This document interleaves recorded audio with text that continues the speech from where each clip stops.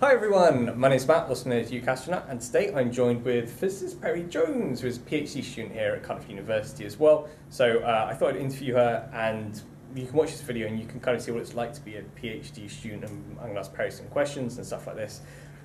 So really basic question, what do you actually do? So like Matt said, I'm a PhD student at Cardiff University, and I'm using the far-infrared region of the spectrum to see whether it could be used as a diagnostic tool for early signs of cancer. Right, okay, so what kind of, what have you got any results so far? What kind of stuff have you done so far? So currently we've been looking at DNA bases, so those are like the building blocks of life, basically. And we've been looking at them, the different bases, and we've also been looking at samples of tissue that from mouse that we've got from Liverpool University. So yeah, it's going quite well. We've had some really good spectral data. I've also been heating them up to try and promote some sort of damage in the DNA bases in the molecule.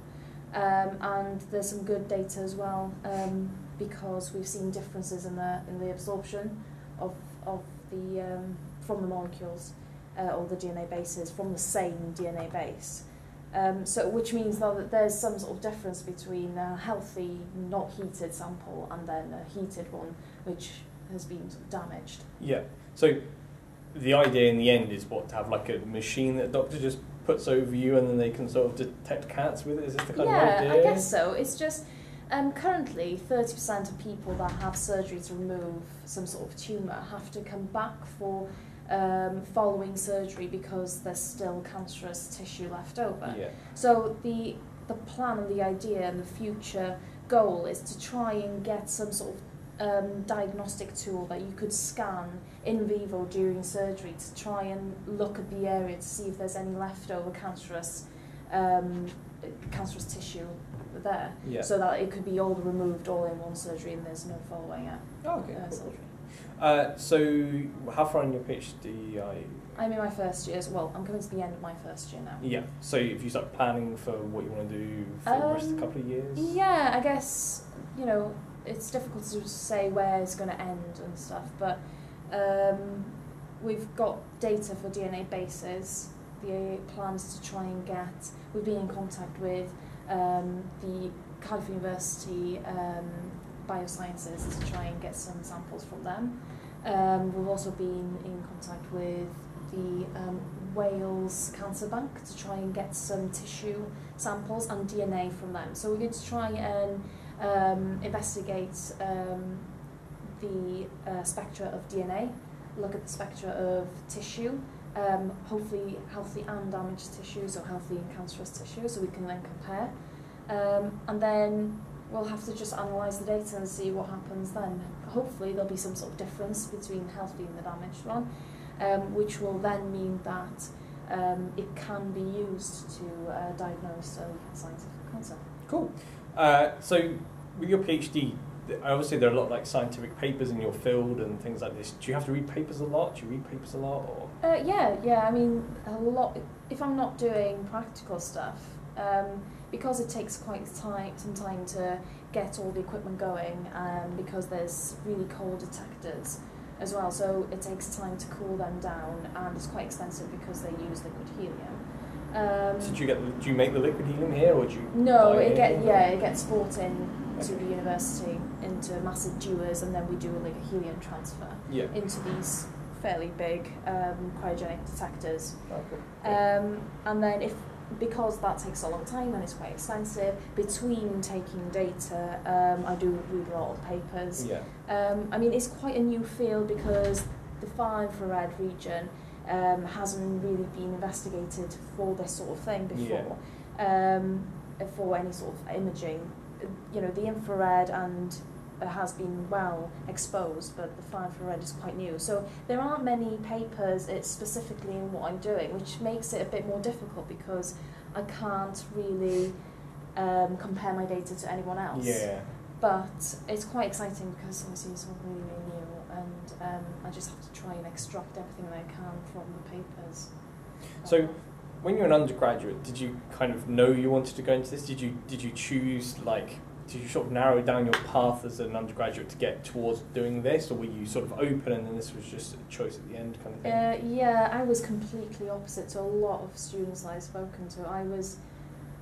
I started off doing just the 3-year Bachelor of Science with physics with medical physics, actually. And then in my second year, decided that I didn't want to become a medical physicist, as a lot of the other students wanted to do. So I decided to convert to just the straight MPhys, Masters. So those are 4 years integrated Masters. And then in my 3rd year, 4th year, I wanted to go into industry. I didn't know what I wanted to do. I just thought, well, I'll try and get a job, graduate job. But then once I started my 4th year project, I really enjoyed the research bit of it. I sort of I didn't hate it, but I just didn't want to go to lectures. I just really enjoyed going into the lab, getting some data, analysing the data, trying to find things out and stuff like that. And then, by just before Christmas of my 4th year, I was like, I want to do a PhD. So I spoke to my, at the time, my supervisor, which is now my PhD supervisor.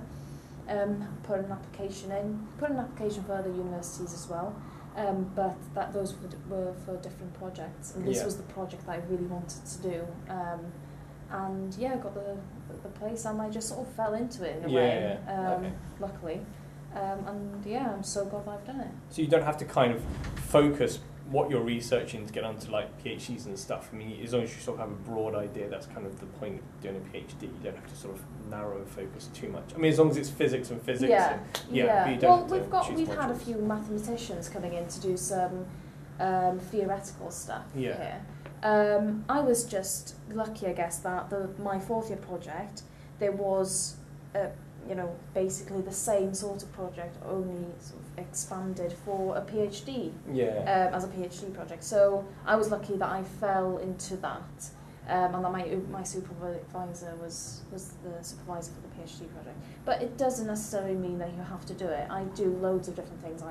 I sort of watch and look at people doing sort of stuff with a detector. I learned stuff about the detector, but it's not necessarily, I'm not going to be writing a thesis about a detector and how it works. I'm just sort of learning how different stuff in that sort of general area. Okay.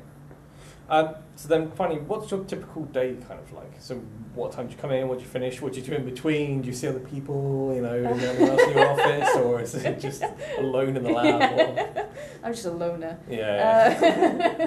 No, I like a structure. So, PhD students can get carried away with their PhD. It's easy to do. You go home and you just think about what you've done today or what you should be doing, and then you think that you should be doing more work. So it's really difficult to find that balance. So I try and structure my day so that I come in fairly early. I really like getting in early, and I'm a bit of a morning person. So I come in early, usually just sort of the usual stuff, and check your emails and stuff like that, and catch up with what's happened.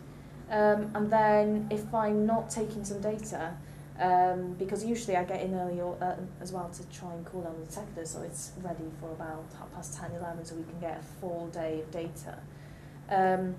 So if that's the case, by the time it's cooled down by about 10:30, we let it settle near the equipment, and then we start taking data. So it takes some background data, and then the samples have to go into a vacuum chamber, so we just have to swap them. It takes about 20 minutes for each scan. So it's a bit of a boring process between that when you're not doing anything, you're just waiting for it. But I just read papers, do some other stuff. Like I do a bit of public speaking, a bit of outreach and stuff like that. So try and do that.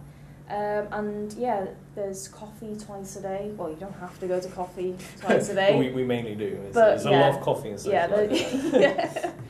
And you don't actually have to drink coffee. Tea's we'd be a bit crazy, I think. Just forcing people to drink coffee. Keep ourselves awake, I suppose. But that is the most sort of social area. So we all go to coffee at 11 and 4. Talk about physics, talk about nonsense. What we've done in the weekend. Just a bit of everything really. and usually on a Friday we go to the pub. So Which is those, a it's been a tough week with all those coffees. So then we go to the pub. Celebrate. Yeah. And go coffee in the pub. Yeah, nice. Okay, bro, thanks very much. So hopefully now you know a bit more of what a PhD is like, and sort of tell you what the kind of idea is and what research is like. One final question, which is the fun question at the end, which I got asked once, and it kind of stumped me a little bit, so I thought it'd be kind of interesting. No. So your question is, what is your favourite planet? I think my favourite planet is Jupiter. Jupiter. Yeah, Nice. I just thought, because when I was younger, I thought I was really fascinated with it. The fact that it has so many, so many moons, and it has that massive, big, great giant red spot, and that it's the largest planet out of all of them. And I just think it's really fascinating because it's all like a gaseous planet, so you don't know what's in it without just taking spectral data. I guess that's linking to my sort of project. And I just find it fascinating because it's all like moving and you don't know what's happening. Bro, okay, thank you very much, Peri.